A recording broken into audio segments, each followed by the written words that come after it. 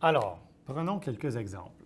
Supposons que nous avons le marché obligataire, prix des obligations ici, quantité d'obligations ici, OK? Et on a demande d'obligation. Et supposons on va mettre l'offre d'obligation verticale. Okay? L'offre d'obligation verticale comme ça. Et supposons que la Banque centrale, donc achat massif d'obligations par la Banque centrale.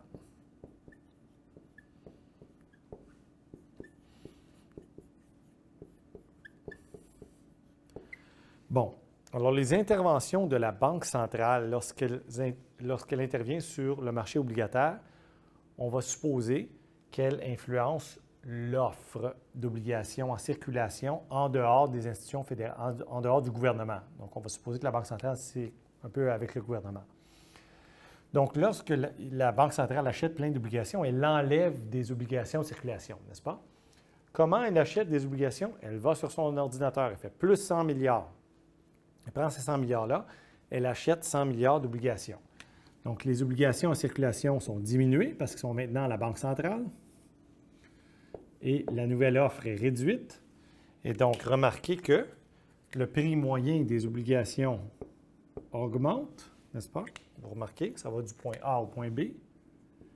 Le prix moyen des obligations augmente. Et donc hausse du prix. Et donc, baisse de rendement des obligations. Okay? Baisse de rendement des obligations. Donc, lorsqu'il y a des changements dans les rendements obligataires fédéraux, tous les autres rendements suivent. Donc, les rendements sur obligations fédérales, sur les obligations fédérales, okay. Donc là, je parle des pays assez sûrs, là, AAA, assez sans trop de risques. Là. Donc, les obligations sur obligations fédérales, les rendements sur obligations fédérales sont toujours plus bas que les autres marchés en général, pour les mêmes maturités. C'est-à-dire que les obligations fédérales de court terme vont avoir des rendements inférieurs aux rendements sur les autres actifs de court terme, de même maturité, 3 mois, 6 mois, etc. Les obligations de long terme, genre 10 ans par exemple, fédérales auront un rendement plus bas en moyenne que les rendements sur les obligations corporatives à 10 ans, par exemple. Okay? Donc, autre marché. Okay? Et donc, il y a généralement un écart comme ça, un écart de rendement, l'écart de rendement. Okay? Or, cet écart-là n'est pas fixe dans le temps, il varie. Okay? Alors, lorsqu'il y a une panique financière, allons-y avec ça. Lorsqu'il y a une panique financière, les gens quittent les marchés risqués, bourse, marché émergent même, etc., mais on va juste prendre la bourse là, pour rendre ça simple.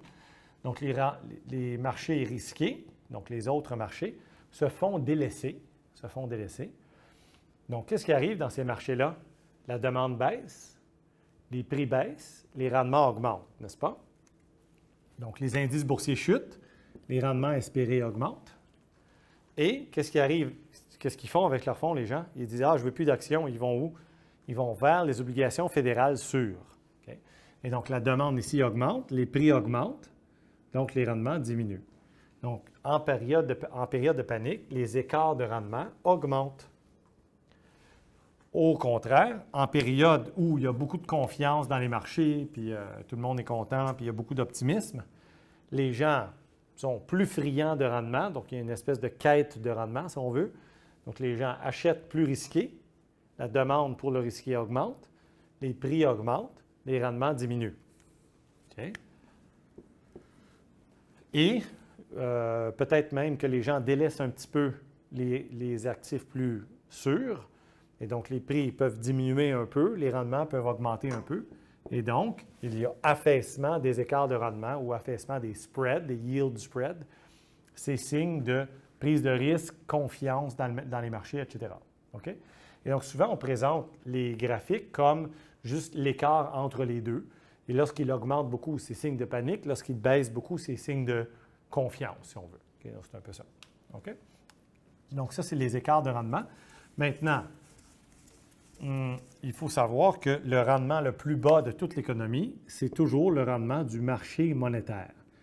tous les autres marchés, même les obligations fédérales à plus long terme, donc 10 ans par exemple, qui est le classique qui détermine un peu tout, bien, le rendement sur le marché monétaire va être en bas de ça. Okay? Dans le rendement du marché monétaire, il y a entre autres les titres de dette du gouvernement fédéral à court terme. Donc le gouvernement fédéral, parfois pour se financer des déficits, là, il va vendre des obligations, dont on a parlé, pour 3 mois ou pour 6 mois ou pour 1 an. Okay? Donc à maturité très courte. Okay? Dans ce cas-là, très souvent, il n'y a pas de coupon. Il n'y a pas de coupon. Donc évidemment, il faut pratiquer des exercices pour maîtriser tout ça un petit peu. Okay? Donc l'écart ici, encore une fois, peut augmenter, baisser selon la confiance dans la conjoncture économique, les profits futurs et plusieurs autres choses. Okay?